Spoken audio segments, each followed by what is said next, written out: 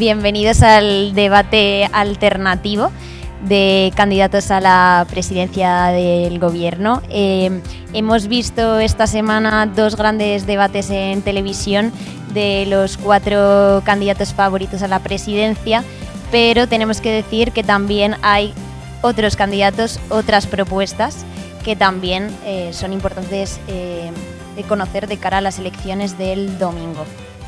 Tenemos aquí a 3 invitados de 3 distintos partidos políticos que son Por un Mundo Más Justo, Recortes Cero y Actúa. Tenemos que decir que han sido invitados a este debate también Vox y Pacma, pero Vox pues no ha contestado a la invitación y Pacma finalmente ha dicho que no podía asistir por problemas de agenda. Entonces, sin más dilación, vamos a presentar a los candidatos. El primero es Alejandro Plans, que es el candidato al Congreso y portavoz de Por un Mundo Más Justo. Lleva 14 años impulsando este proyecto político que conoció solo cuando tenía 22 años. En ese momento se dio cuenta de que era necesario articular una propuesta que defendiera los derechos humanos. Él es ingeniero informático de formación y ha ejercido 8 años como bombero. Después, a su lado, tenemos a Nuria Suárez, que es la candidata de Recortes Cero. Es una de las 4 únicas mujeres que se ha presentado a la presidencia del Gobierno y la única que lo ha hecho con listas en todas las provincias, al Congreso y al Senado. Grupo Verde. Nuria Suárez tiene una trayectoria como activista desde el referéndum de la OTAN y contra las bases americanas, por la unidad de la izquierda, por las libertades democráticas, contra la guerra y contra el terrorismo de ETA, y muy especialmente en los últimos años contra los recortes. Por último, tenemos a Gaspar Llamazares, que es el candidato de Actúa. Él es médico de profesión, candidato a la presidencia del Gobierno por este partido, y su larga trayectoria en la política le ha llevado a ser diputado por Asturias y Madrid durante 15 años, de 2000 a 2015, en las Cortes Generales. Vamos a estructurar este debate en 4 diferentes bloques. El primer bloque sobre el que vamos a hablar se trata del estado de bienestar y vamos a conocer las propuestas de los distintos candidatos en cuanto a servicios sociales, sanidad, educación y a todas este tipo de medidas en beneficio para la ciudadanía. La primera que va a empezar a contestar es Nuria, de Recortes Cero, Grupo Verde. Te damos la palabra y cuando quieras cuéntanos cuáles son tus propuestas sobre este bloque. Muy bien, pues a ver, mejor. ¿Así se oye bien? ¿Sí? Pues muy bien. Bueno, en primer lugar, para mí, o para Recortes Cero Grupo Verde, hablar en primer lugar de cualquier cuestión económica, incluido el estado del bienestar, implica hablar de redistribuir la riqueza. Porque cuando hay un recorte en sanidad o en educación, no es porque no haya dinero, es porque lo que hay es un trasvase de rentas. O sea, lo que hay es que un dinero que pertenece al bolsillo de los trabajadores es trasvasado al bolsillo de bancos y monopolios. Por lo tanto, digamos, hablar de cualquier cuestión económica, de estado del bienestar, de servicios públicos, es hablar de redistribuir la riqueza. España es el 4.º país más rico de Europa y, sin embargo, es el segundo que más ha aumentado en desigualdad, y para nosotros esto implica claramente que la alternativa y la cuestión central, y ese es el eje central de nuestro programa, es redistribuir la riqueza. Y muy importante señalar que cuando hablamos de redistribución de la riqueza no hablamos de algunas medidas sociales o más limitadas o más ambiciosas que repercuten en un aumento de la deuda del Estado, sino de lo que hablamos es de quitar una parte de la riqueza que en estos momentos se apropia una ínfima minoría de la sociedad para ponerla al conjunto, al servicio del conjunto del país y de la mayoría de ciudadanos. Hablamos de eso y no de otra cosa. Y hablamos también no de medidas parciales, sino de una alternativa global. Ese es nuestro planteamiento. Y eso implica también decir que un planteamiento de este tipo exige como cuestión imprescindible la unidad del pueblo. Y por eso el segundo eje de nuestro programa es defender la unidad del pueblo de las nacionalidades y regiones de España como algo progresista, porque pensamos que es totalmente impensable llevar adelante un proyecto de redistribución de la riqueza si no es desde defender a la vez un proyecto de unidad desde la izquierda. Dicho esto, y entrando ya en medidas más concretas, para nosotros la primera cuestión del estado del bienestar hace referencia a las pensiones. Ese es el primer punto de nuestro programa.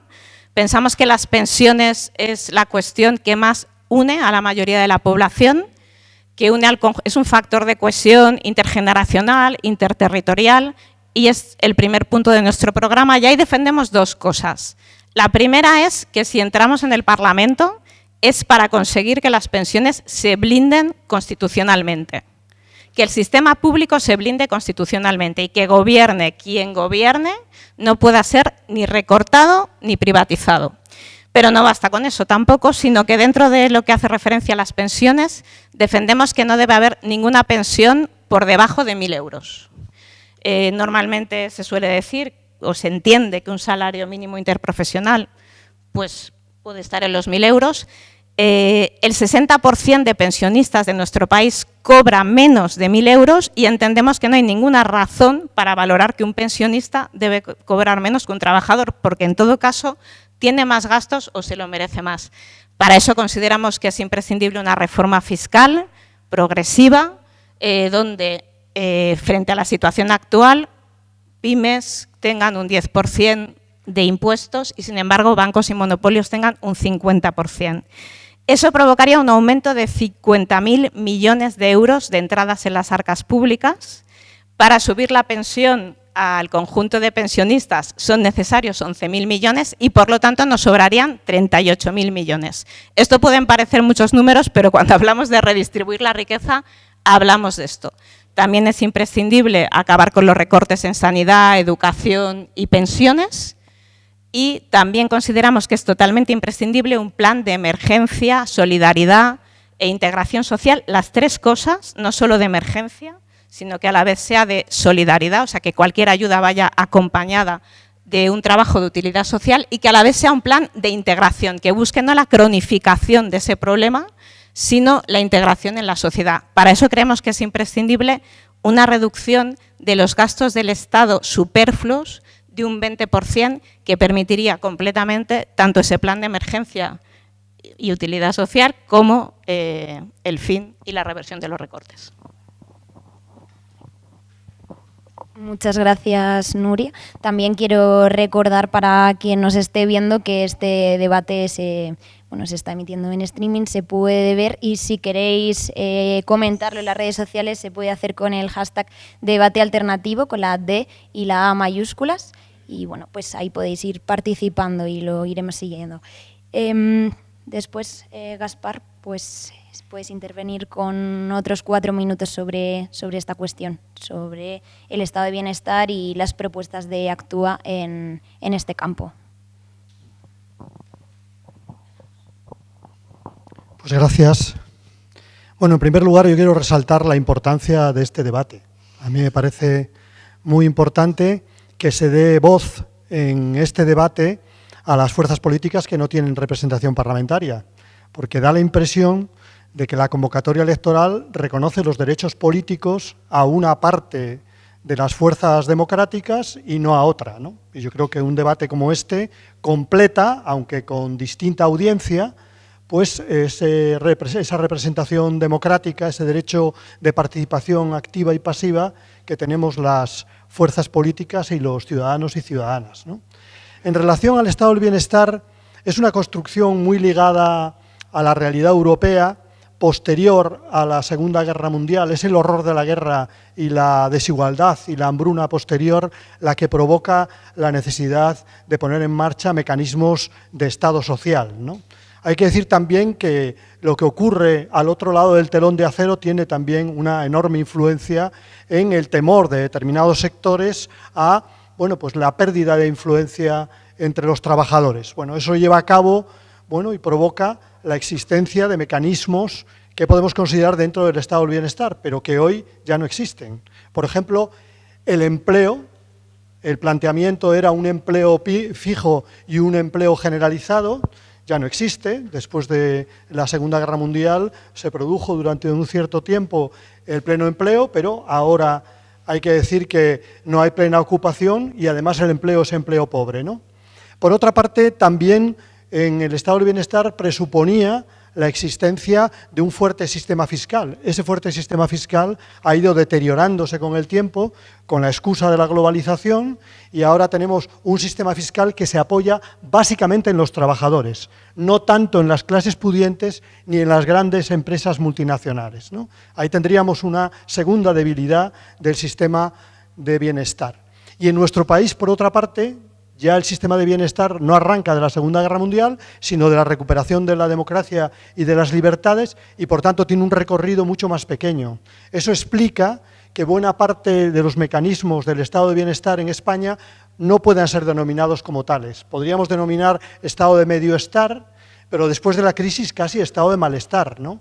Porque la crisis y sobre todo la política de austeridad ha recortado de forma muy importante el estado de bienestar o de mediostar en España, la sanidad, la educación, los servicios sociales y además un factor añadido que comentaba antes por parte de Nuria, y es que se ha producido además una transferencia de rentas que equivale a lo largo de la crisis a 50.000 millones de euros, pero una transferencia de rentas interna también, porque la sanidad ha sido parcialmente privatizada, la educación tiene una parte muy importante privatizada en la educación concertada y hay unas grandes tensiones en estos momentos frente a las pensiones públicas y frente a la atención a la dependencia. Ese es el conjunto del estado del mediostar en nuestro país. Por tanto, requiere una reforma fiscal a fondo, una reforma fiscal muy importante. No basta con el tobogán fiscal que oímos estos últimos días por parte de las fuerzas políticas, y es cínico decir que se va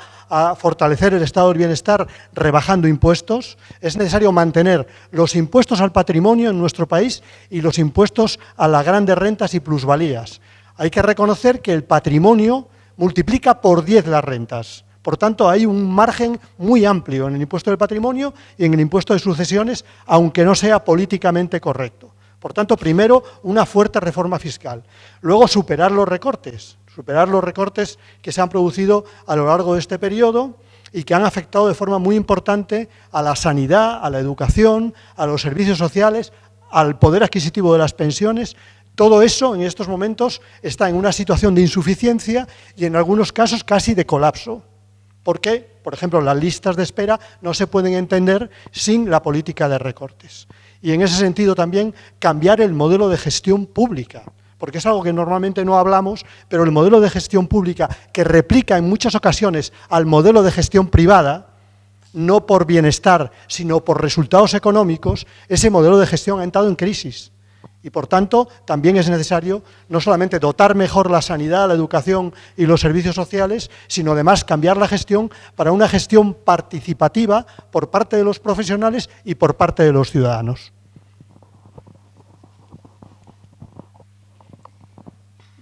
Quizás a este respecto, Alejandro, quieras comentar algo, porque sé que Por un Mundo Más Justo tiene también propuestas concretas sobre migración. Estamos hablando sobre derechos de la ciudadanía y también sobre este estado de bienestar. Manifiéstanos cuál es vuestra propuesta en este sentido.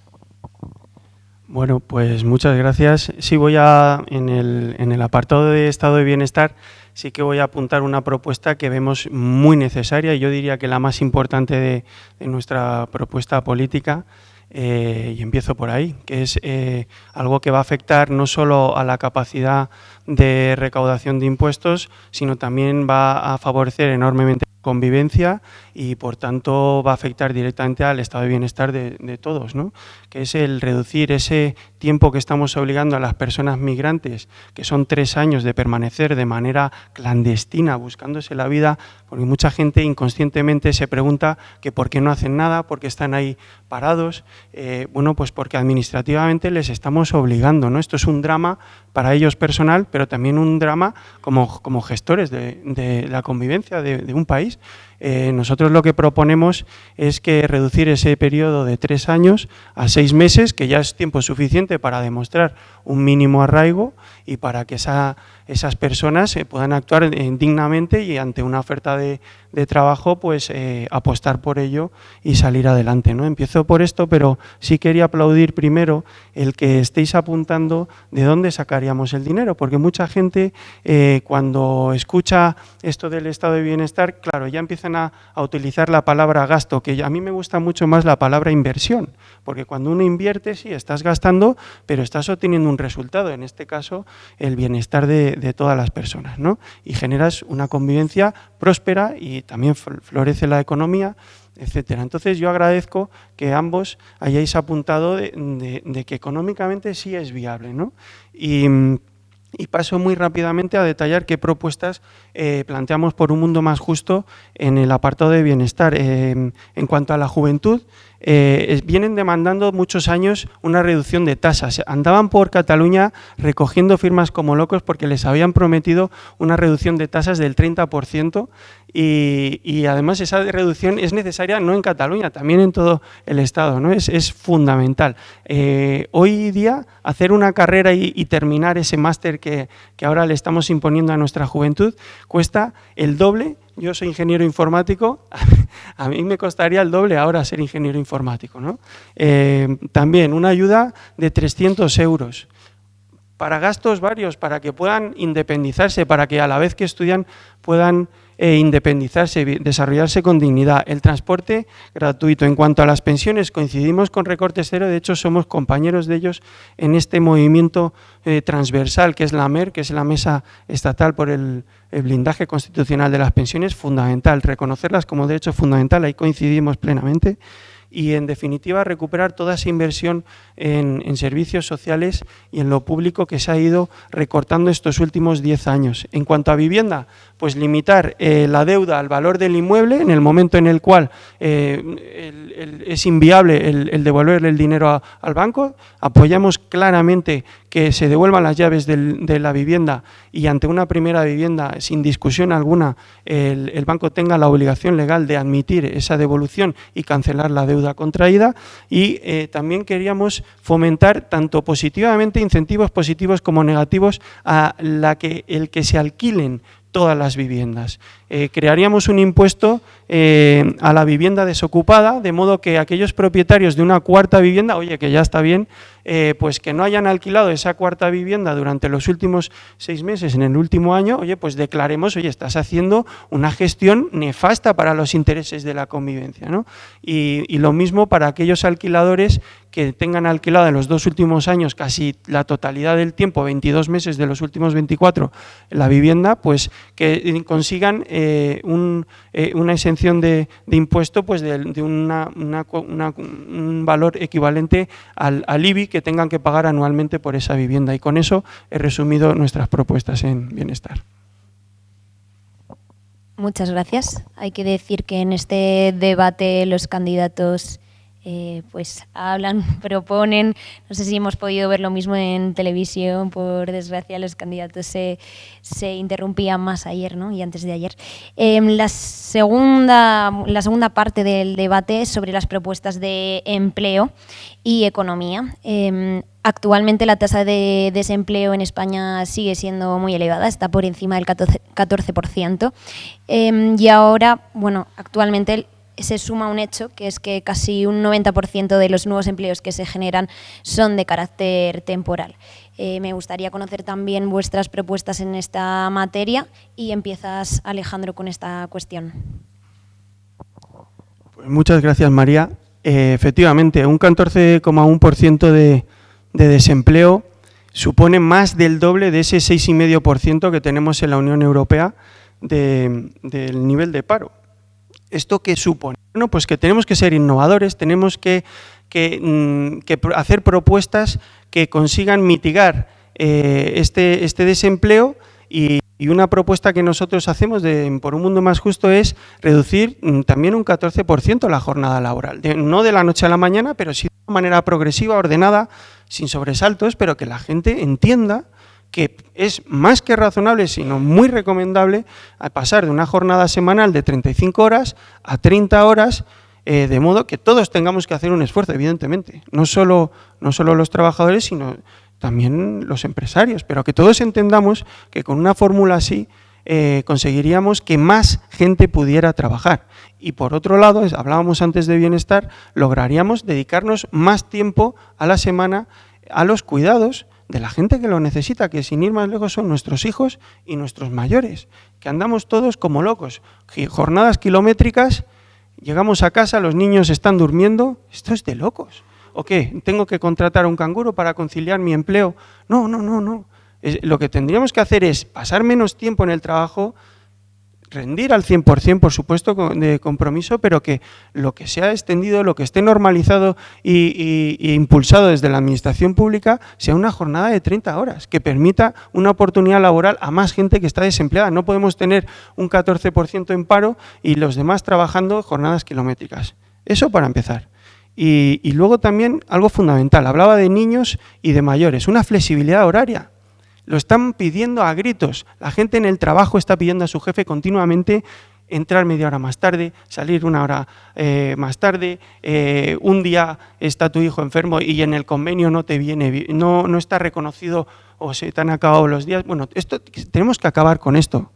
Tenemos que facilitar a la gente poder formar una familia y facilitarles una hora al día de flexibilidad horaria a aquellos que convivan con niños y con mayores. E incluso reconocerles el derecho de poderse ausentar, eso sí, de manera no retribuida, pero que te puedas ausentar. Eso que te dejan de pagar, pero tú consigues trabajar y ser padre o madre al mismo tiempo. Y en cuanto a economía, pues incrementar las cargas fiscales a las SICAVs y a este dinero que tenemos de muchos españoles en paraísos fiscales, pues cuando llegue el momento de traerlo aquí a España, pues oye, mira, si te están haciendo una carga fiscal de un 11%, un 12% en Irlanda, pues cuando te traigas el dinerito aquí a España, oye, vamos a compensar, ¿no? Aquí, ¿a cuánto lo tenemos? ¿Al 25%? O al 20%, pues esa diferencia que pasen por caja, ¿no? Eso es una manera de empezar a hacer las cosas bien. Y eso es, a grosso modo, pues nuestras propuestas en cuanto a empleo y economía. Muchas gracias. Gracias, Nuria. Pues a ver, en este punto yo quería plantear 3 cuestiones. La primera es la cuestión de los salarios, ¿vale? Esa es como sería la primera cuestión. Nosotros, en la cuestión de los salarios, defendemos que debe haber un salario mínimo de 1.000 euros, bueno, como una cuestión básica, y no solo por una cuestión, digamos, de justicia o de necesidades, sino porque creemos que es la primera medida que reactiva la economía. O sea, la primera cuestión que reactiva la economía es subir los salarios, porque inmediatamente si tenemos unos salarios pues de 600, de 700 euros, pues las personas solo tienen para cubrir pues los gastos, en definitiva, de alquileres y los de los monopolios y no pueden tener más gasto. Entonces, la subida de salarios es la primera medida que activa y que genera riqueza. Pero a la vez proponemos que debe haber un tope salarial, de 10.000 euros. Y consideramos que esa es una cuestión dentro de todo el programa que nosotros defendemos de redistribución de la riqueza, que permite subir los salarios sin que la masa salarial que destina el país de conjunto a los salarios se incremente. De nuevo, que no se incremente el gasto, sino que quien lo acapara se le ponga un tope. Y consideramos que es una medida completamente factible y además, como decía Juan José Millas en un artículo este lunes que se titulaba Sentido común, lo que no puede ser es que los directivos del IBEX cobren 79 veces más que un trabajador. Entonces, eso que ahora nos parece normal es totalmente anormal. Igual que ahora mismo decía, la esclavitud nos parece algo anormal, pues es anormal que una persona cobre 79 veces más en una escala de 79 sobre la otra. Entonces, para nosotros eso es la primera medida. En segundo lugar, creemos que habéis dicho un dato muy importante, que es el del 14%, pero yo creo que hay otro dato más muy importante, y es que en la juventud el paro es del 36%. ¿Por qué digo que es muy importante? Porque yo estoy de acuerdo con varias de las medidas que ha dicho Alex, pero yo creo que este dato lo que nos hace reflexionar es que es imprescindible un plan de reconstrucción del tejido productivo y de reindustrialización del país. O sea, España no puede ser, vamos a llamarle la Florida europea, sino que es imprescindible un plan de reconstrucción del tejido productivo. Entonces, claro, un plan de ese tipo implica muchísima inversión. Nosotros proponemos que hay que crear una banca pública para esa inversión y en España no es imprescindible nacionalizar un banco para hacer una banca pública, porque hay un banco que es nuestro, que es el Banco del Rescate Bancario. O sea, los españoles invertimos 60.000 millones de euros como mínimo en el rescate bancario y eso permitiría generar aproximadamente 1.200.000 puestos de trabajo industriales. ¿Por qué digo este dato? Este dato para nosotros es muy importante, porque un puesto de trabajo industrial tiene un coste aproximado de 50.000 euros y un puesto de trabajo industrial, una vez creado, genera más riqueza, no gasto. Vuelve a ser la idea de no generar gasto, generar productividad sostenible, ecológica, diversificada. Entonces, eso nos permitiría completamente acometer ese plan de inversión y de crear empleo y darle la vuelta completamente a la situación de nuestro país. Y por último, voy a plantear un tercer punto posiblemente curioso aquí, que es la cultura. Y lo hago también en relación con un acto que hemos hecho esta mañana y un manifiesto que hemos publicado sobre la cultura, porque nosotros una de las cosas que consideramos es que normalmente se entiende la cultura como un gasto, como un hijo listo pero pobre, ¿no? Y al que hay que financiar. Nosotros, una de las cosas que pensamos con respecto a la cultura es que la cultura es riqueza. Nuestro país es el cuarto más rico de Europa, pero es el tercero en patrimonio de la humanidad. Eso es un capital bestial, si se convierte en un motor de desarrollo económico. Entonces, frente a entender, digamos, como la hija muy lista, pero muy pobre a la que hay que ayudar, nosotros proponemos que la cultura sea uno, no el único, pero uno de los principales motores del desarrollo industrial y económico. Sí, nada, una cuestión sobre ese tope salarial que proponía Nuria. Te pregunto, Gaspar, ¿qué opina, actúa al respecto? Porque es una medida que, bueno, puede ser algo polémica y también, pues en estos 4 minutos, por favor, si quieres comentarnos vuestra propuesta en materia de empleo y de economía. Bueno, parece una medida, la que plantea Nuria, lógica, ¿no? En los últimos tiempos, incluso empresas que no han tenido resultados positivos, sin embargo, sus gerentes se han enriquecido. Es decir, que no solamente esos gerentes se han convertido en autónomos frente a sus trabajadores y frente al resultado de sus empresas, sino que se han convertido también en un problema para sus consejos de administración, ¿no? Luego que nos hablan tanto de la democracia industrial, tal democracia, si existiera, los consejos de administración tumbarían inmediatamente a esos gerentes que se benefician cuando la empresa va mal, ¿no? Por tanto, creo que es una propuesta lógica. Yo diría que hay, en materia de empleo, 3 grandes olas que están viniendo sobre nuestro país y que no están siendo objeto de debate en esta campaña electoral. A mí me parece preocupante, porque si hay una emergencia nacional, no es la emergencia territorial, con ser importante.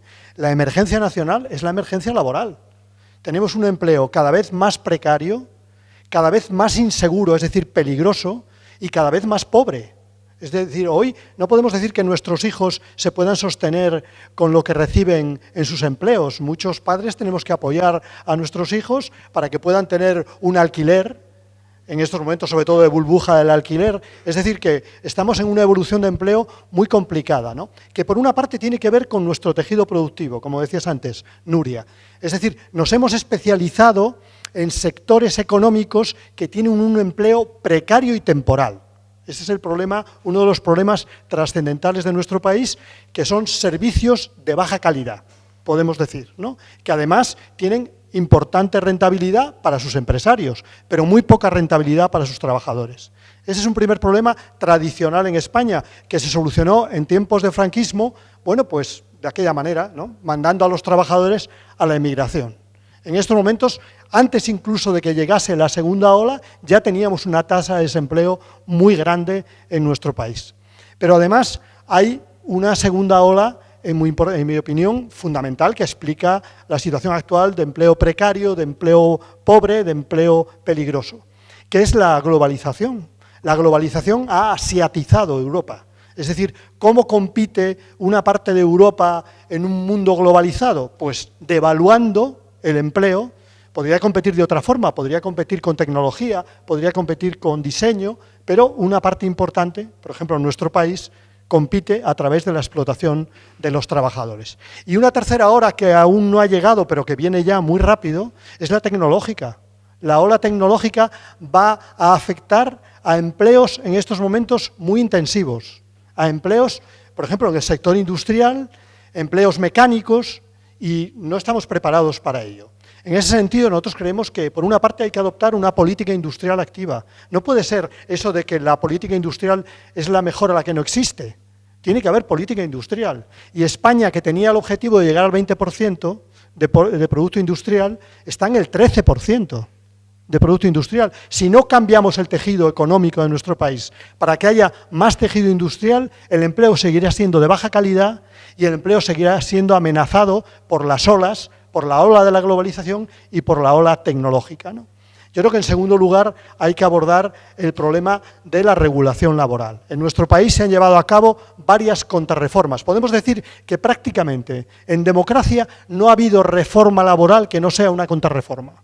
Es decir, reforma laboral para precarizar, reforma laboral para despedir más fácil, reforma laboral para disminuir la capacidad de negociación de los trabajadores. Por tanto, una medida fundamental del próximo gobierno debería ser recuperar la, digamos, capacidad de los trabajadores para negociar, recuperar la vigencia de los contratos, que los contratos sean causales, luchar contra el fraude en la contratación temporal. Yo creo que esas medidas, además, las puede hacer un gobierno, no son medidas que signifiquen una transformación radical del país. Y luego, en tercer lugar, por supuesto, tenemos que ver el conjunto del sistema. Por ejemplo, en lo que se ha comentado antes, Alejandro lo comentaba, el tema de los cuidados. Los cuidados son un nicho de empleo, además de ser un nicho de igualdad. Democratizar los cuidados significa que las mujeres no siguen siendo las que compensan las faltas sociales en materia de infancia o en materia de longevidad, sino que es el sistema social, que es la ciudadanía la que se responsabiliza de todo eso, a través de servicios públicos, de servicios de calidad, de acompañamiento, etcétera. Yo creo que eso es fundamental y hay un nicho de empleo muy importante y de calidad. Muy bien, muchas gracias. Pasamos ahora al tercer bloque. De cara a las elecciones del domingo hay cierta preocupación porque todo indica que hay un alto porcentaje de indecisos. Esto nos da pie a introducir el tercer bloque, que es sobre nuevas formas de hacer política y de corrupción. Suponemos que hay cierto hartazgo, ¿no?, entre la ciudadanía y se oye aquello de, bueno, es que los políticos son iguales, ¿no? Entonces, ¿qué proponéis vosotros en esta materia? ¿Cuáles son las propuestas de vuestros partidos? Y empieza Gaspar hablando sobre esta cuestión. Sí. En estos momentos un fantasma recorre Europa, el fantasma del populismo fascista, que recorre varios países europeos y ahora los tenemos prácticamente en nuestra propia casa. La causa de este populismo fascista es la misma causa que provocó en determinados momentos de la crisis económica también otras reacciones de huida hacia adelante. El Brexit o la huida hacia adelante de la independencia en Cataluña. ¿Cuáles son las causas de fondo? Nosotros creemos que una de las causas de fondo es el malestar social. Las políticas anticrisis han sido políticas antisociales y han provocado un hondo malestar social. Lo que era estado del medioestar se convirtió en estado del malestar. Pero ha tenido una implicación muy directa también la, llamémosle, corrupción política como ya degeneración, de alguna manera, de la representación política. Y esa corrupción política necesita enfrentarse, en primer lugar, como causa de todo lo demás. Además de abordar el problema del modelo de Estado, tendremos que abordar también las causas que en estos momentos llevan a colectivos y a una parte de la ciudadanía a identificarse con su propia burguesía antes que con los trabajadores del resto del país o con los trabajadores europeos. En ese sentido, es muy importante la política de regeneración y de lucha contra la corrupción. En nuestra opinión, hay mucho que hacer y es escandaloso que en esta campaña electoral no se haya puesto encima de la mesa ninguna medida clara contra la corrupción. Y hay que decir que la corrupción florece en los países con menor política fiscal y más desigualdad. Pues en la medida que hagamos políticas de igualdad y políticas fiscales, reduciremos la corrupción. Pero no solo eso, hay que adoptar otras medidas preventivas. La ley de transparencia, que se ha quedado a medio camino, la protección de los denunciantes, que acaba de aprobar la directiva europea, pero que España no acaba de trasladar a su propia legislación interna, la creación también de órganos de, digamos, vigilancia, de seguimiento y de alerta sobre los riesgos de corrupción, o, por ejemplo, también la penalización en materia de corrupción, que todavía tenemos, por ejemplo, fraude fiscal, somos uno de los países que menos castiga el fraude, a partir de 120.000 euros. Somos uno de los países que no tiene conceptuado el delito todavía de enriquecimiento ilícito de cargo público. O somos uno de los países que también es más venial con respecto a lo que podemos llamar financiación ilegal de partidos. Necesitas haber defraudado más de 500.000 euros para que tengas castigo penal. Por tanto, hay muchas cosas que hacer en materia de lucha contra la corrupción, al igual que en regeneración democrática. Hoy esto es parte de la regeneración democrática. Tiene que modificarse los avales, tiene que modificarse el voto rogado, tiene que modificarse el sistema electoral. Nadie habla de electoral. Sin embargo, todo el mundo reconoce que hay una pérdida importantísima de votos y de representación proporcional, ¿no? Y luego, por otra parte, por supuesto, el anhelo del 15M de que hubiera una democracia participativa, además de una democracia representativa, no solamente está en convulsión la democracia representativa, porque cada vez hay una representación política diferente, sino que la democracia participativa ha terminado en plebiscitos a través de las redes sociales. ¿Eso es la democracia participativa? Nosotros creemos que no. Una parte importante es la participación directa a través de las redes, pero hay otra parte muy importante que es la participación de los ciudadanos y la responsabilidad de los ciudadanos en la evolución de la política en nuestro país. Muchas gracias. Te han sobrado 30 segundos. Alejandro, tu propuesta en este sentido. Bueno, en esto nosotros, los de Por un Mundo Más Justo, somos súper prácticos. Si tú quieres luchar contra la corrupción, tienes que poner una serie de recursos. Y esto es como las matemáticas. Yo antes he dicho que venía de una ingeniería y es que es así. Necesitas duplicar el número de jueces, llegar a niveles que son los de Portugal, 20 jueces cada 100.000 habitantes. Pues bien, nosotros estamos a la mitad de eso, ¿vale? No decimos que vayamos como los alemanes, pero sí, hombre, con los vecinos de Portugal al menos habrá que tener ese arrojo, ¿no? Esa gallardía de pretender tener ese nivel de jueces y sus recursos asociados, ¿vale? Eso en primer lugar. Y luego también los recursos que destinamos en Hacienda a la persecución del fraude fiscal, pues lo mismo. Habrá que mínimo duplicarlo, pero por una sencilla razón, porque se autofinancian. Si esta gente trabaja de narices, si esta gente te saca más dinero que lo que te cuesta, ¿vale? Eso, dos para empezar. Tema del dinero negro. El dinero negro campa a sus anchas y campa en volúmenes importantísimos. Y se han hablado, no somos pioneros en esto, pero sí lo proponemos, limitar el dinero en efectivo. Oye, pues parece razonable. Nuestra propuesta es que los billetes de más de 50 euros pues se eliminen de la circulación. Ni más ni menos porque son esos, los de más de 50 euros, los que mayormente se utilizan para tráfico de drogas, de armas o de todas esas ilegalidades, ¿vale? Y así de paso vamos aflorando ese dinero negro y vamos pidiendo cuentas. Además, pensamos que toda entidad pública que reciba dinero, o pública o semipública, pero toda entidad que reciba dinero público para desarrollar su actividad, debería tener la obligación legal de publicar su contabilidad en tiempo real. Porque no hay medida más eficaz para evitar la corrupción que publicar tu balance de cuentas, los movimientos de cada una de tus cuentas y un detallado desglose de recibos y de facturas. ¿Que para esa entidad supones un enorme trabajo? Claro que sí. Pues no le pidas dinero a la gente. Si no lo quieres hacer, no pidas subvenciones. Y ahí están metidos los partidos políticos, las fundaciones, ahí todo aquel que quiera recibir subvención alguna para desarrollar su actividad.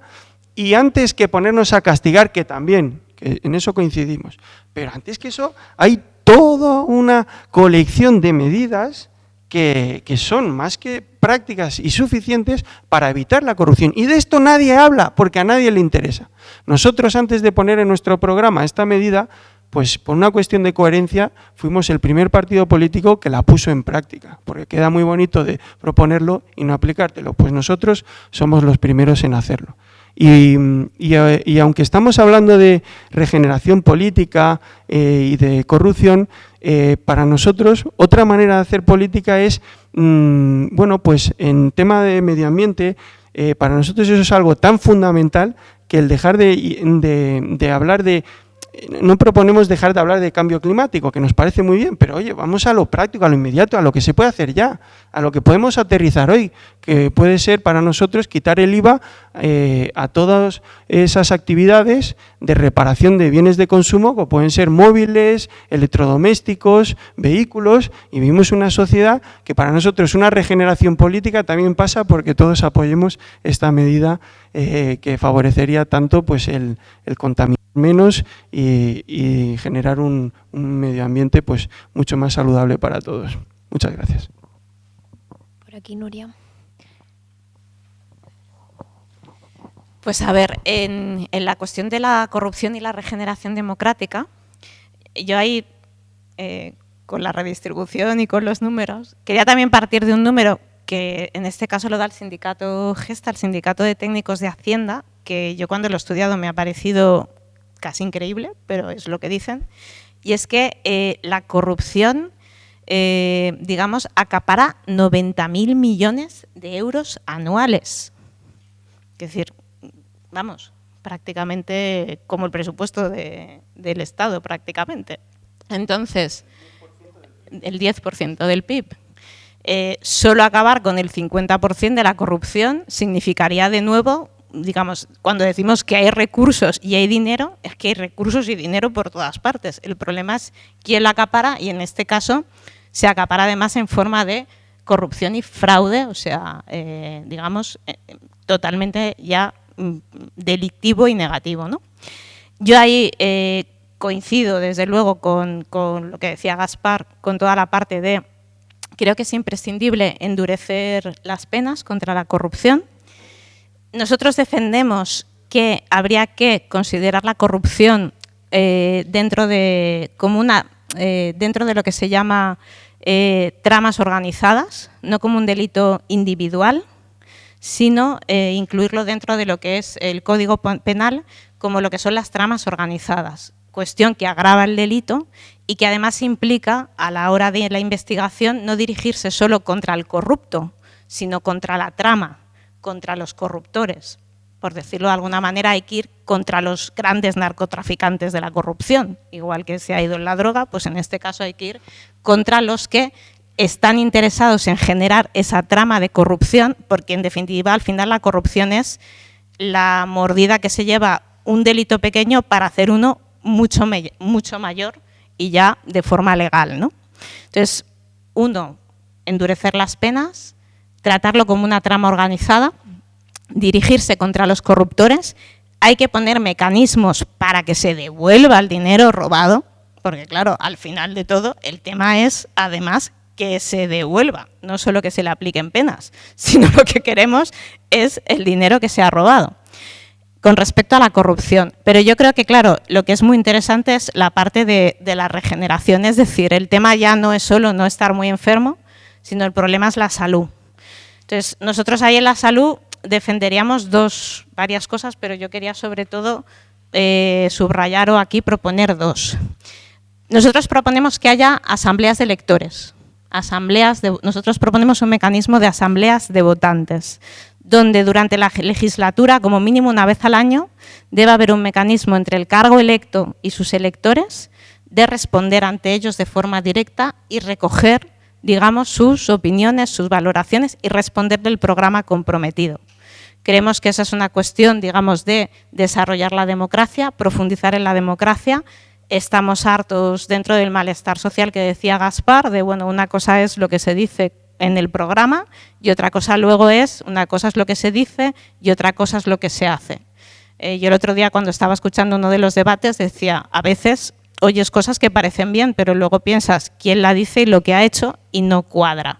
Entonces, el tema es que lo que se dice se coincida con lo que se haga. Y si no coincide, habrá que explicárselo directamente a la gente. No luego volverle a vender otra lavadora cuando venga la campaña electoral, sino habrá que ir a los votantes y decir, pues pasa esto, o pasa lo otro, o proponemos tal cosa, o proponemos tal adaptación, o lo que sea, o los votantes que digan lo que les parezca. Entonces, proponemos que deba haber asambleas de votantes. Y segundo, nosotros defendemos la autofinanciación.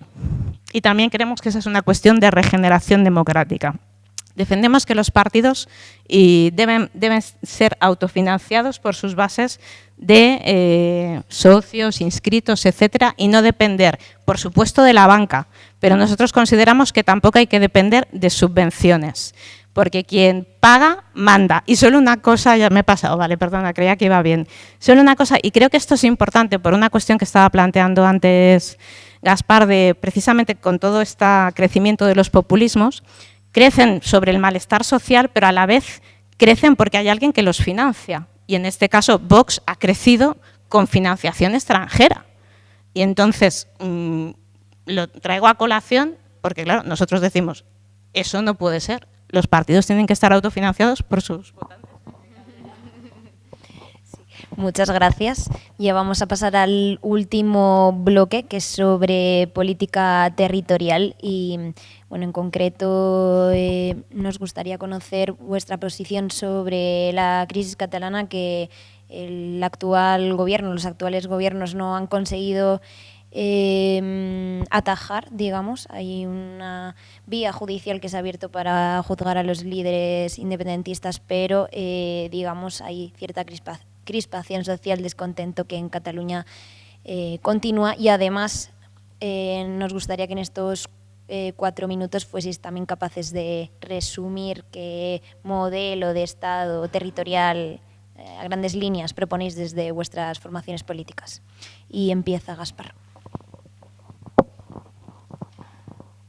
Sí, a mí me da cierta, digamos, sensación de déjà vu, de ya haber tenido este debate en otras campañas electorales, ¿no? Se podría decir que es el tema más manipulado en campaña electoral que estamos viviendo. No hay más que ver los debates políticos e incluso sin necesidad de que haya un debate, ¿no? Un meeting electoral, y la cuestión es si eres aliado de unos o de otros en relación a la cuestión catalana, ¿no? Creo que nos hemos evitado analizar qué es lo que realmente ha ocurrido en Cataluña y qué es lo que está pasando de la crisis catalana al conjunto de la crisis territorial del país. Lo decía antes, en Cataluña, aparte de que haya una identidad nacional, que nadie discute, una voluntad de autogobierno, que nadie discute, en Cataluña lo que se ha producido es una conjunción de las dos causas que han dado lugar a todos los populismos, ¿no? El malestar social por un lado y la crisis de legitimidad de la democracia. Lo que pasa es que las élites catalanas han convertido esa crisis de legitimidad en una crisis de legitimidad del Estado, en una crisis de legitimidad de la Unión Europea, pero nunca en ninguna crisis de legitimidad propia, ¿no? Ni cómo gestiono la sanidad, ni la educación, ni cómo he gobernado, ni cómo me he corrompido. Es, en definitiva, una también manipulación de la identidad catalana para favorecer intereses espurios, en este caso de una burguesía que se veía en riesgo ante una crisis económica, ante una crisis social y también ante la crisis de la democracia. La respuesta por parte de los gobiernos, fundamentalmente de los gobiernos de la derecha, ha sido aprovechar la crisis catalana para tapar también sus responsabilidades en la crisis española, ¿no? Es decir, también Mariano Rajoy ha gestionado la crisis catalana para, de alguna manera, ocultar sus políticas antisociales. Y entonces tenemos ahí una bomba de relojería, ¿no? Porque esa huida hacia adelante del independentismo está provocando en la sociedad española una reacción que no conocíamos hace muchos años, la reacción neonacionalista. Esa reacción que tiene que ver también con la propia crisis española, pero que en estos momentos pone en cuestión dos cosas muy importantes. Pone en cuestión lo público, los impuestos, las administraciones públicas, pero por detrás de todo eso está poniendo en cuestión los servicios públicos, está poniendo en cuestión el estado del medioestar o el estado del bienestar. Por eso es tan importante para la izquierda despejar los problemas de fondo que hay en la crisis catalana y también abordar la crisis catalana, porque ahí nos jugamos el modelo territorial del país y el modelo social del país, las dos cosas, ¿no? Y en relación al modelo territorial, nosotros somos partidarios de desarrollar el modelo autonómico, de hacerlo en un sentido federal, cooperativo y solidario. Ese es nuestro planteamiento. No coincidimos en nada con el planteamiento nacionalista. Nuestro planteamiento es alternativo al nacionalista. Creemos que puede haber más autogobierno, pero al mismo tiempo más corresponsabilidad, y ahí es donde nosotros planteamos la salida, pero nosotros no estamos de acuerdo con la aplicación del derecho de autodeterminación a una democracia. El derecho de autodeterminación es en países ocupados o sojuzgados. Nuestro no es así. En una democracia no existe el derecho de autodeterminación más que cada vez que los ciudadanos eligen, cada vez que los ciudadanos votan, se autodeterminan. Pero no se autodeterminan unos frente a la mitad de los otros en Cataluña o de Cataluña frente al resto de los españoles. Ese planteamiento nos parece esencial para ir despejando los problemas de fondo que laten en la cuestión territorial y que para alguna derecha también es un interés de desmantelamiento social.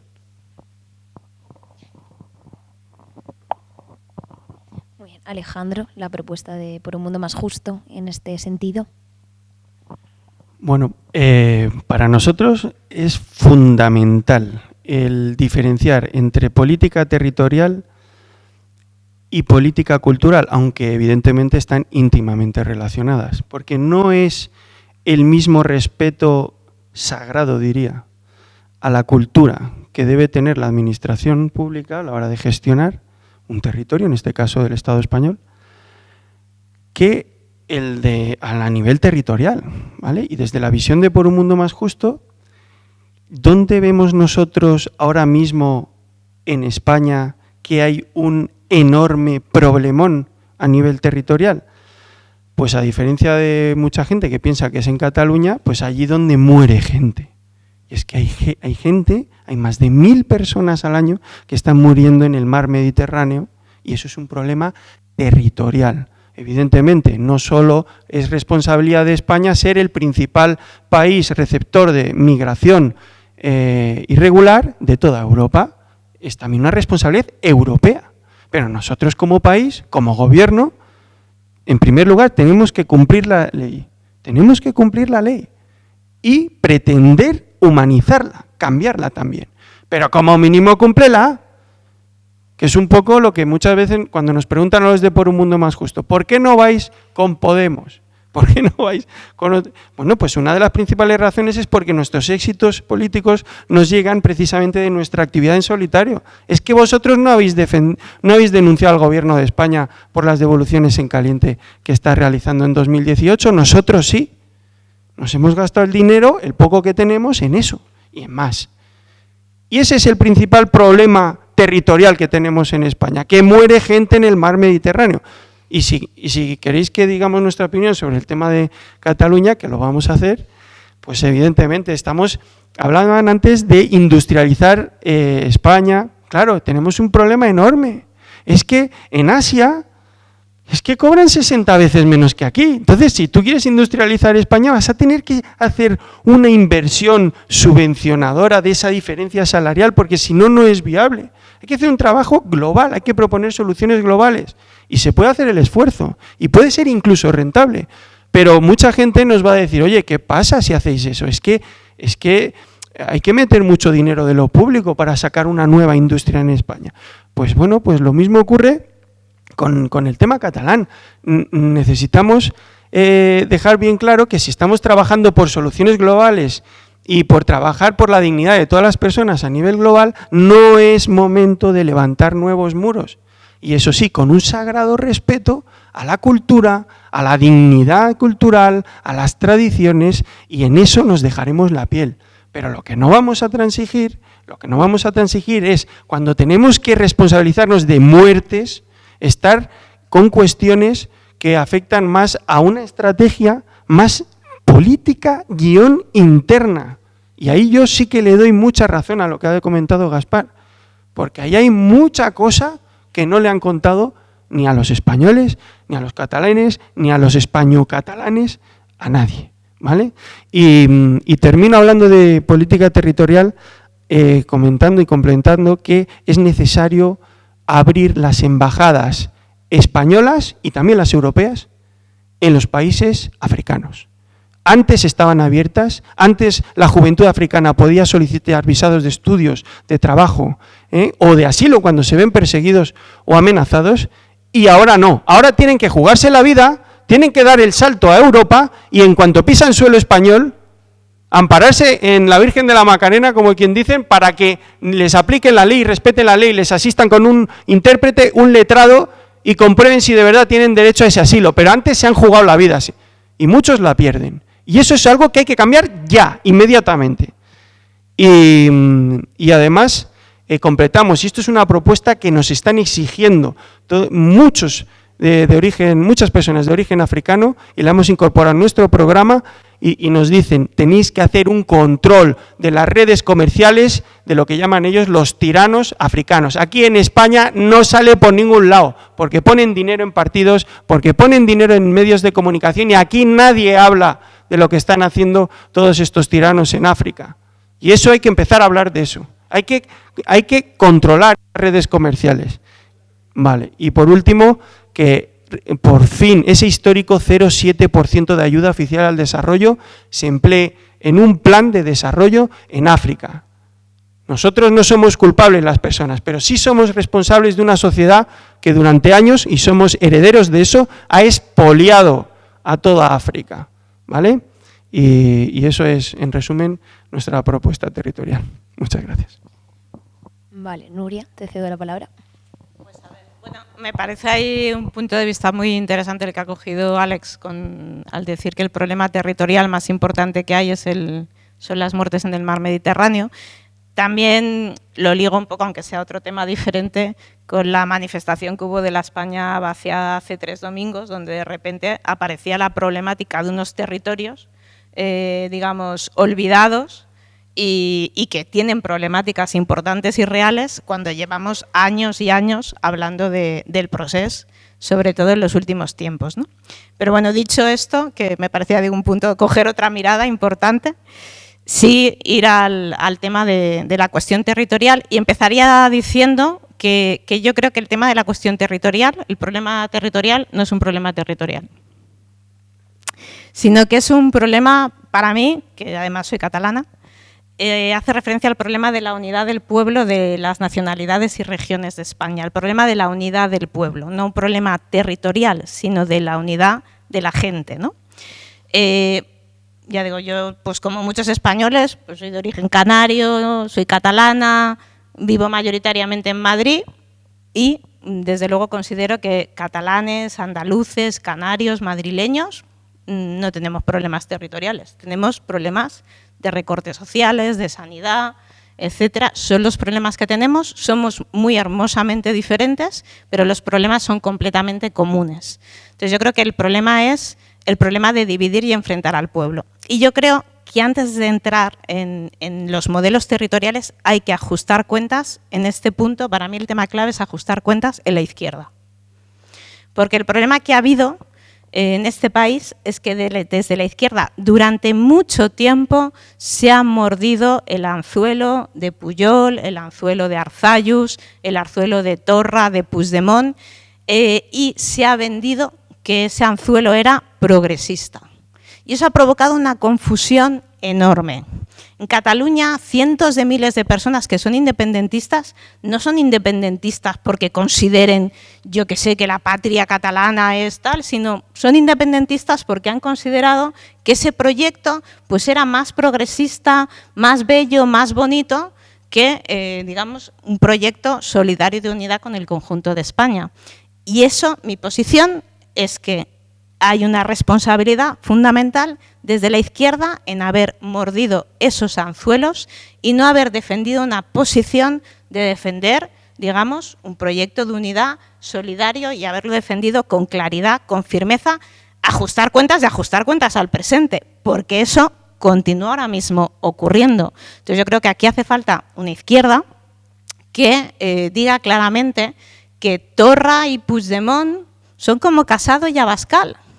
Son la misma derecha xenófoba que odian, digamos, al obrero, y para Torra y Puigdemont los obreros son los andaluces y para Casado y Abascal los obreros son los emigrantes que cruzan el Mediterráneo, de alguna forma. Entonces son absolutamente lo mismo y hace falta una izquierda que diga eso claramente y una izquierda que diga que defender un proyecto de unidad solidario es lo progresista.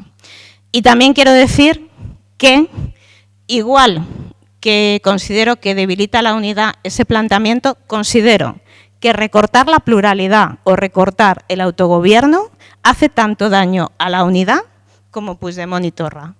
O sea, lo mismo. Todos los que levantan la bandera contra el autogobierno y contra la pluralidad y contra la diversidad perjudican tanto a la unidad de nuestro pueblo como, digamos, como don Puigdemont. Igual. Y por lo tanto que es fundamental defender esa diversidad, esa riqueza que nos hace mejores, nos hace más fuertes y un país mejor. Muchísimas gracias. Ya hemos acabado los 4 bloques. Os voy a lanzar una pregunta muy breve que, al hilo de lo que decía Alejandro, pues también me gustaría conocer las posiciones de Recortes Cero, Grupo Verde y Actúa. Supongo que mucha gente os lo pregunta. ¿Por qué, si ahora mismo en este debate incluso parece que hay cierta sintonía en distintos temas, no concurrís a las elecciones con otros partidos en coalición? Ya no aquí, sino con otros partidos pues que son más mayoritarios, digamos. ¿Cuál es el motivo principal? Si quieres, empiezo por ti, Gaspar, y si me podéis responder a esto en 1 minutito, 2, muy breve, porque ya estamos fuera de tiempo. Sí, además ahora este debate surge en la izquierda, ¿no? No tiene este debate la derecha, que se presenta en varios partidos políticos, rentabiliza sus diferencias y luego suma después de las elecciones para formar gobierno, ¿no? Como ha ocurrido en Andalucía. Incluso son capaces de mirar hacia otro lado y decir, bueno, yo he llegado a un acuerdo, pero no pasa nada con la extrema derecha, ¿no? Yo creo que la izquierda tiene que aprender de la realidad, y es que está produciéndose un cambio de representación, que ese cambio de representación requiere de pluralidad interna en los partidos y de reconocimiento de la pluralidad en otros partidos, y mientras eso no se produzca, pues yo creo que la izquierda se debilitará. Por tanto, yo creo que la fortaleza es el reconocimiento de la pluralidad, el diálogo, la negociación política y el acuerdo, y nosotros tenemos la mano tendida. Bueno, pues a ver, nosotros desde luego sí hemos tomado el camino que no es que lo tomamos ahora, porque Recortes Cero, Grupo Verde, nacimos en el 2014, que fue un momento en las europeas, que fue un momento de eclosión de movimientos después del 15M, porque fueron las siguientes elecciones después del 15M. En esas elecciones cogió mucha fuerza Podemos, y mayoritariamente el resto de movimientos que habían surgido desaparecieron, y nosotros decidimos continuar porque considerábamos que, bueno, que teníamos que a nivel de programa y de alternativa pues teníamos una serie de puntos que no los voy a repetir ahora porque en gran medida los he estado exponiendo, que había que defender. Y bueno, yo estoy de acuerdo en gran medida con lo que decía Gaspar, se nos dice, aparte en estas elecciones, ese argumento sirve mucho para el famoso voto del miedo, que es, pues no, pues en función del voto útil y de frenar a la ultraderecha, pues entonces hay que ir de esta manera y hay que votar a estos. Bueno, pues no, hay diferentes opciones, hay que votar libremente, hay que votar en conciencia, ya está bien de coacciones y de miedos, ya hemos tenido suficientes, y dentro de eso, pues dentro de defender ese proyecto, pues iremos dando pasos en un camino unitario de acuerdos. Bueno, pues desde Por un Mundo Más Justo pensamos que, pues la razón que he comentado antes, una cuestión de utilidad política. Por un Mundo Más Justo es mucho más útil, aportamos mucho más que nada porque podemos hacerlo sin entrar en grandes partidos, y lo hemos demostrado. Y a nivel personal, el mensaje que le quiero dar a todo el mundo es que esto del voto útil es el voto útil para el PSOE y el PP, pero para nadie más. Y el voto útil machaca tus ideas. Si la única manera, hablamos aquí de regeneración política, los partidos, la gente tiene que entender que son ellos los que regeneran la política. Y si ellos no la regeneran, los que lo intentamos, ni de coña lo vamos a conseguir, pero ni de coña. Y lo que tienen que ser es fiel a sus ideas y votar al partido que mejor refleja sus ideas. Es el único camino. Muchas gracias. Y ya para finalizar, os voy a pedir también 2 minutos de conclusión y un llamamiento, ¿no?, al voto para las elecciones del domingo, que estamos ya muy cerquita. Nuria, ¿empiezas tú? Si hay 2 minutos, yo diría, bueno, durante el debate hemos recorrido toda una serie de temas de la lucha por los recortes, el empleo, los salarios, la unidad. Yo quería resaltar también 3 cuestiones en las que Recortes Cero Grupo Verde consideramos que son importantes para un proyecto, o yo defendería para nuestro país. O sea, además de lo que son las alternativas básicas, nosotros estamos porque nuestro país sea vanguardia, y que sea vanguardia, por un lado, en un proyecto ecológico, en un proyecto verde, en desarrollar una economía sostenible, basada en renovables, en el cambio, digamos, en una ley medioambiental que combata el cambio climático, en primer lugar. En segundo lugar, que también sea una vanguardia en lo cultural, en dar, digamos, una dimensión y un proyecto para nuestro país y para nuestro pueblo que nos proyecte en todo el mundo. Que también tengamos voz, que España sea un país con voz propia en el mundo. Trabajando, yo creo que es el momento de trabajar por una unidad de Europa, pero entre iguales, sin hegemonías, particularmente sin hegemonías alemanas, y también porque España, con esa voz propia, sea un factor de paz y de neutralidad, y que no permita que ni nuestro país ni Europa se subordine a las injerencias y a los mandatos de Donald Trump en el mundo. Y para acabar, volvería a decir que desde luego nosotros consideramos que nuestro país tiene unas enormes posibilidades y una cuestión central que resolver, que es la redistribución de la riqueza, un proyecto global de redistribución de la riqueza, y que hace falta una izquierda que defienda sin ambigüedades y que defienda que la unidad del pueblo, de las nacionalidades y regiones de España es progresista, y por eso pues pido el voto en estas elecciones para Recortes Cero, Grupo Verde y el Partido Castellano, que también se presenta con nosotros. Sí, yo creo que este debate, si no hubiera existido, se lo hubiera echado en falta, ¿no? Porque estoy convencido de que es un símbolo no solamente de la necesaria colaboración en la izquierda. Actúa, pide el voto porque cree que puede representar a una parte de esa izquierda y sumarla a una mayoría sin hipotecas, a una mayoría de gobierno, pero también porque este debate, a diferencia de debates anteriores, ha sido un debate en el que no ha habido insultos, en que no ha habido crispación, en que nos hemos escuchado, en que ha habido una buena política o una regeneración de la política, que es diálogo, que es acuerdo, que es concesión, al final, para, digamos, una política más civilizada. Yo espero que el debate sea un símbolo del punto de inflexión que se pueda producir en este país. A partir de ahora, frente a los gritos, el punto de inflexión para una negociación y un diálogo político más avanzado, ¿no? Desde el punto de vista de Actúa, la principal emergencia de nuestro país es la emergencia social y laboral. no hay otra. Por tanto, nosotros creemos que las medidas de reforma laboral, las medidas que tienen que ver con los servicios públicos, con las pensiones y, por otra parte, con la lucha contra la corrupción, que es una forma también de reducir la capacidad de lo público, son esenciales. Y creemos que ahí tiene que haber un amplio acuerdo, sobre todo en el seno de las izquierdas. Pero más allá de ese acuerdo, nosotros proponemos en esta campaña electoral que hay materias, ahora las has comentado, Nuria, que requieren acuerdos sociales, políticos, culturales, yo diría dos. El primero de ellos es el cambio climático.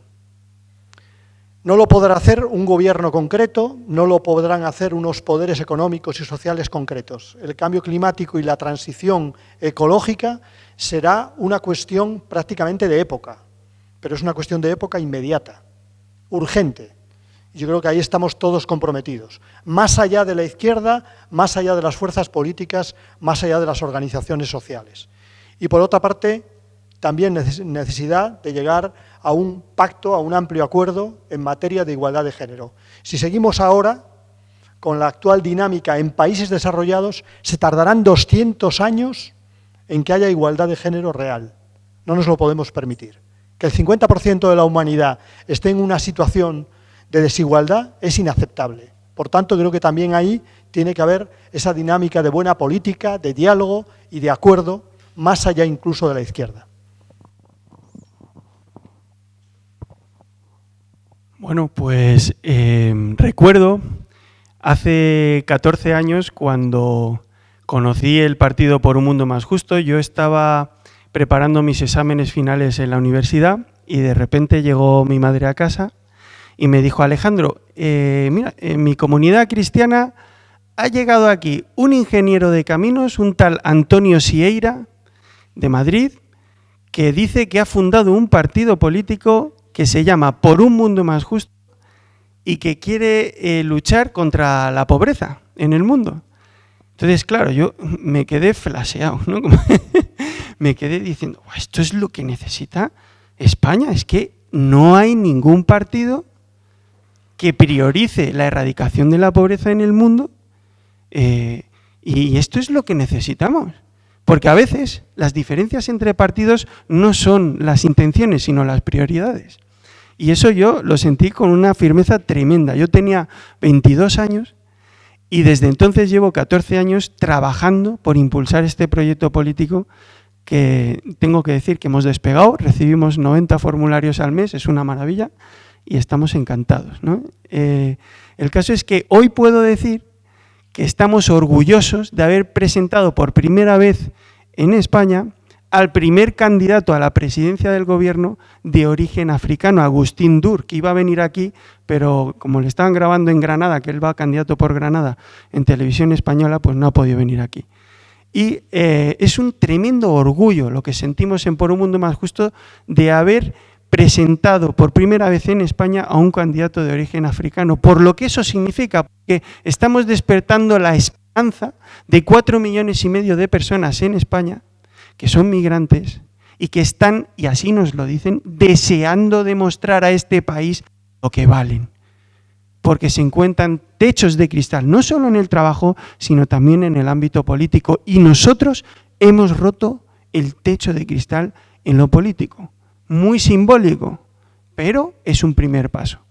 Y también despertamos la esperanza de todas aquellas personas que vivimos en este país y que trabajamos por lograr un modelo, una ciudadanía global que esté basada en el respeto y en el encuentro. Porque la gente que muere en el Mediterráneo muere porque tenemos fronteras de muerte, no fronteras de encuentro. Muchas gracias. Gracias a vosotros, ha sido un placer por mi parte moderar este debate que, como habéis hecho referencia anteriormente, ha sido un debate en el que se han podido escuchar propuestas, se ha podido hablar, no os habéis interrumpido, y a la gente que nos ha estado siguiendo por streaming, muchísimas gracias por seguirnos. Nos vemos el domingo en las urnas, en las elecciones.